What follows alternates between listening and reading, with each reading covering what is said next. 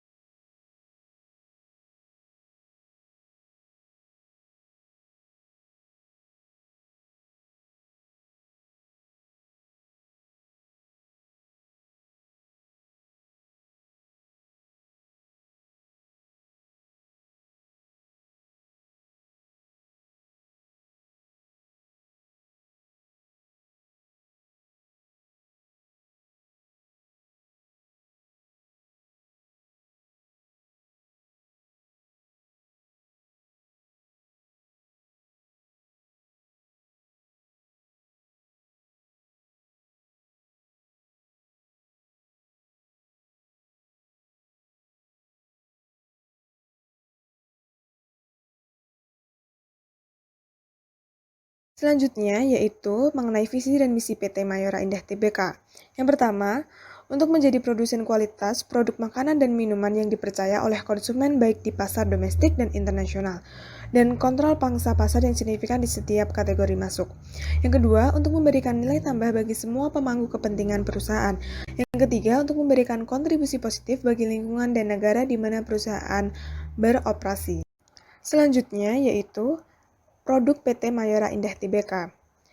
Terdiri dari 6 bagian. Yang pertama ada biskuit, yang kedua ada permen, yang ketiga ada kue wafer dan coklat, yang keempat ada kopi, dan yang terakhir ada Mayora Nutrisi. Yang pertama yaitu terdiri dari biskuit, yaitu biskuit Roma Sari Gandum dan Roma Butter Sandwich biskuit. Yang kedua ada permen, yaitu jenisnya permen Kopiko dan tamarin. Yang ketiga ada kue wafer dan coklat, yaitu ada jenisnya coki-coki dan super keju.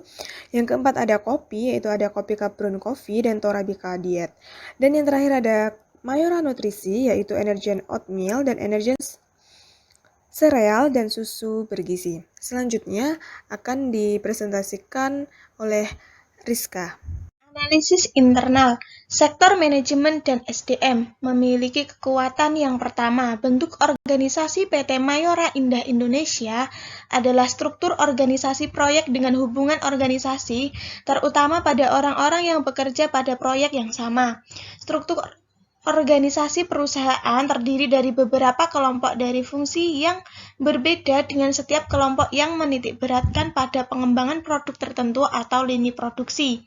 Selanjutnya, membangun kepercayaan satu dengan yang lain serta bekerja sama menjadi tim pemenang. Memiliki kelemahan yaitu kurang memperhatikan jenjang karir. Selanjutnya yaitu sektor pemasaran memiliki kekuatan menjaga kualitas atau quality control dari setiap produk, memahami pasar dan konsumen di setiap negara, terus berinovasi untuk menjawab kebutuhan dan keinginan konsumen, melakukan aktivitas marketing untuk membangun brand baik di above the line maupun below the line. Sebagai contoh adalah Kopiko. Memiliki kelemahan yaitu kurangnya promosi secara online. Untuk memperluas pasar, PT Mayora mengenalkan produknya melalui beberapa media, di antaranya berita acara, video, iklan. Selanjutnya dari sektor keuangan dan akuntansi, memiliki kekuatan penghematan yang dilakukan di berbagai divisi perseroan untuk menekan biaya yang dikeluarkan dan meningkatkan profitabilitas. Upaya penghematan tidak lagi dilakukan hanya dengan efisiensi, namun juga dengan cara lain, diantaranya adalah dengan mengolah dan berupaya menyediakan sendiri bahan baku untuk proses produksi, membeli bahan baku langsung dari sumber utamanya tanpa melalui pihak ketiga, dan mengurangi ketergantungan pada pemasok luar sehingga kelangsungan proses produksi menjadi lebih terjamin. Memiliki kelemahan yaitu tingginya utang untuk belanja modal. Selanjutnya dari sektor produksi atau operasi, memiliki kekuatan fasilitas produksi yang tidak hanya canggih tapi juga modern dan besarnya kapasitas produksi yang dimiliki. Perseroan memiliki fasilitas produksi yang mampu memastikan adanya efisiensi, produktivitas, kapasitas produksi yang besar, sehingga stok selalu tercukupi, dan kualitas hasil produksi yang tinggi untuk menjamin perolehan laba. Selanjutnya adanya inovasi yang diberikan oleh perseroan pada produk-produk sehingga menarik daya beli konsumen. Pangsa pasar produk perseroan yang tidak terbatas pada usia, lokasi, maupun harga. Pangsa pasar produk perseroan masih terbuka lebar karena perseroan memiliki beragam jenis produk yang dapat memenuhi permintaan semua kalangan. Memiliki kelemahan yaitu produk menggunakan zat aditif berbahaya bagi kesehatan bila dikonsumsi dalam jangka panjang dan berlebihan. Selanjutnya dari sektor research and development, memiliki kekuatan setiap karyawan bagian riset dan pengembangan harus menyumbangkan ide untuk tujuan inovasi produk agar dapat menghasilkan inovasi-inovasi baru. Hasil tes pasar dengan tingkat keberhasilan lebih dari 85% akan diimplementasikan untuk menurunkan tingkat kegagalan produk baru. Setiap ide inovasi harus memiliki diferensiasi dari produk pesaing untuk menghasilkan diferensiasi produk dan menyaingi pesaing. Mengatur kapasitas produksi agar dapat memproduksi varian baru tersebut agar inovasi produk baru benar-benar diimplementasikan. Memiliki kelemahan yaitu lonjakan harga bahan baku yang terjadi depresiasi nilai tukar rupiah terhadap dolar Amerika Serikat berimbas pada harga bahan baku produksi yang diimpor atau bahan baku produksi yang dibeli di pasar lokal, tetapi mengikuti harga pasar internasional yang meningkat tajam. Efeknya, biaya yang harus dikeluarkan oleh perseroan pun bertambah besar.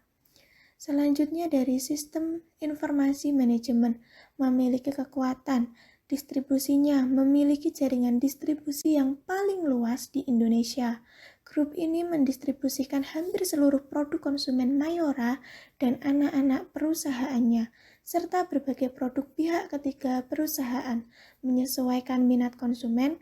Integrasi sistem hilir dengan sistem ERP kelas dunia, Mayora telah memulai untuk perencanaan ke depan bertujuan untuk memperluas operasinya sekaligus meningkatkan efisiensi biaya. memiliki kelemahan di antaranya. Perusahaan tidak dapat memaksimalkan utang yang ada, nampak dari ROE yang rendah yaitu 13,96%.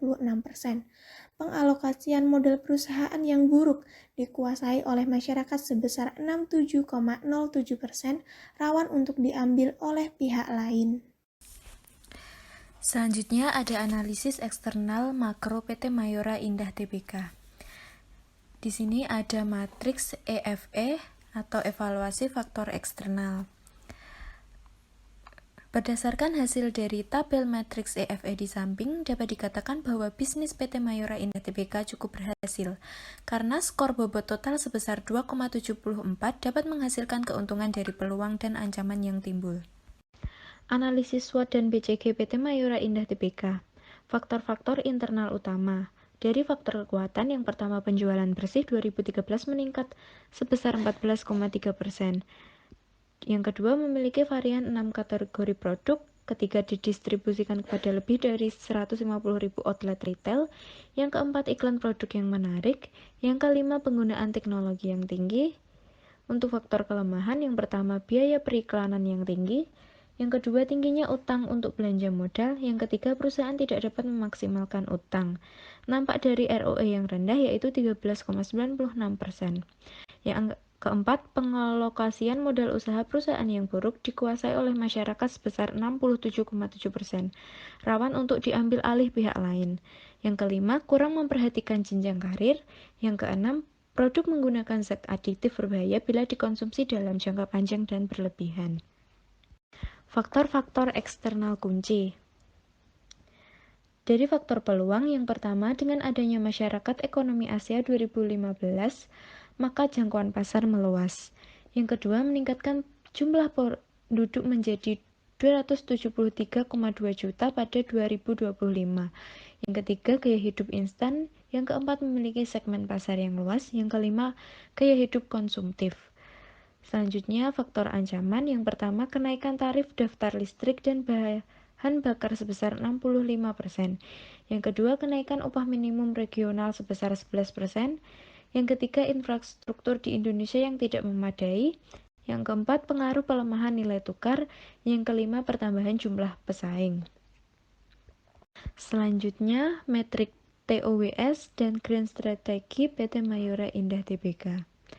Dari strength atau kekuatan, penjualan bersih 2013 meningkat 14,3%, memiliki varian 6 kategori produk, didistribusikan kepada lebih dari 150.000 outlet retail, iklan produk yang menarik, penggunaan teknologi yang tinggi. Untuk weakness atau kelemahan, yang pertama biaya periklanan yang tinggi, tingginya utang untuk belanja modal, perusahaan tidak dapat memaksimalkan utang yang ada, nampak dari ROE yang rendah yaitu 13,96%.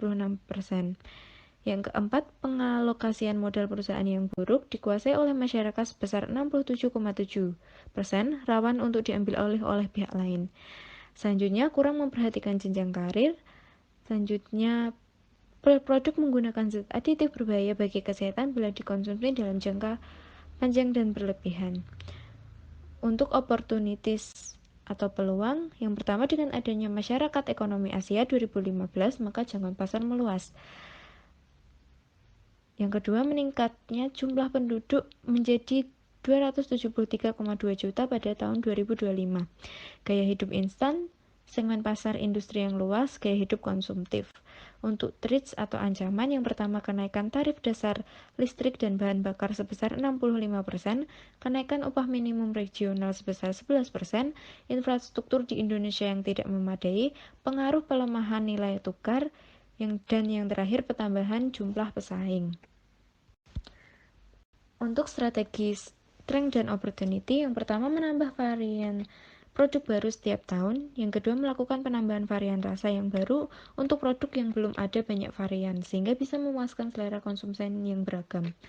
Untuk strategi weakness opportunities, yang pertama mencari angel investor untuk menanamkan modal, yang kedua mencari pihak manajemen yang berkompeten dari MIA sehingga bisa meningkatkan ROE yang diterima. Untuk strategi strength dan threats, yang pertama menggunakan teknologi canggih yang hemat energi.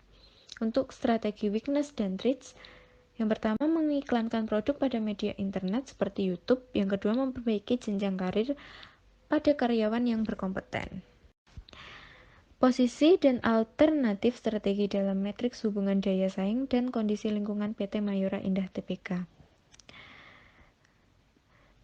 Yang pertama, dari PT Mayora memiliki WACC score sebesar 3,4, PT 3 Pilar Sejahtera Food memiliki weighted score 2,4, dan yang terakhir dari PT Indofood memiliki weighted score 3,15. Dapat dinyatakan bahwa PT Mayora Indah Tbk adalah suatu perusahaan yang cukup kuat bila dibandingkan dengan pesaingnya berdasarkan perolehan skor bobot total sebesar 3,4.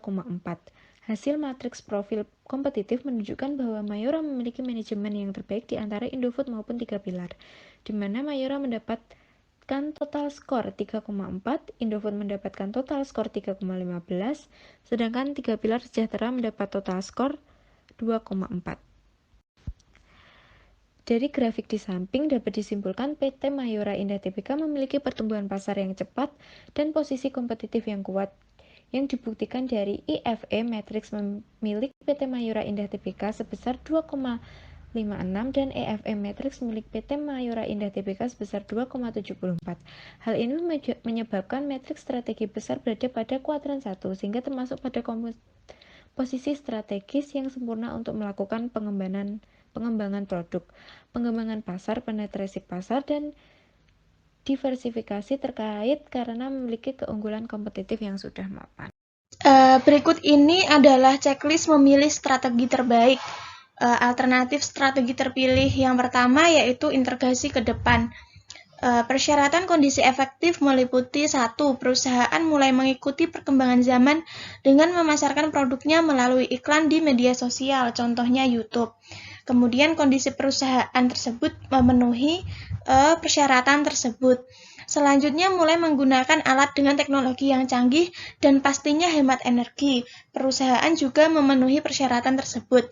Selanjutnya, meningkatkan jenjang karir kepada karyawan yang kompeten sehingga memicu karyawan lain untuk bekerja sama secara maksimal. Kondisi perusahaan memenuhi persyaratan tersebut. Alternatif strategi terpilih selanjutnya yaitu integrasi ke belakang. Persyaratan kondisi efektif yang pertama untuk integrasi ke belakang yaitu perusahaan mencari angel investor dengan tujuan agar menanamkan modalnya guna pengembangan pasar. Kondisi perusahaan memenuhi persyaratan tersebut. Selanjutnya, mencari pihak manajemen yang berkompeten dari MEA sehingga bisa meningkatkan ROE yang diterima perusahaan. Kondisi perusahaan memenuhi persyaratan tersebut. Alternatif strategi terpilih yang ketiga yaitu diversifikasi konsentrik. Memiliki persyaratan kondisi efektif yaitu melakukan penambahan varian rasa baru pada produk yang belum ada banyak varian rasa sehingga bisa memuaskan selera konsumen yang beragam. Nah, kondisi perusahaan pada persyaratan ini juga memenuhi. Selanjutnya, alternatif strategi terpilih diversifikasi konglomerat. Persyaratannya meliputi perusahaan menambah varian produk baru setiap tahun dan menghilangkan varian produk yang tidak laku di pasaran. Nah, kondisi perusahaan juga memenuhi persyaratan tersebut. Sekian yang dapat kelompok kami sampaikan. Kurang lebihnya mohon maaf. Wassalamualaikum warahmatullahi wabarakatuh.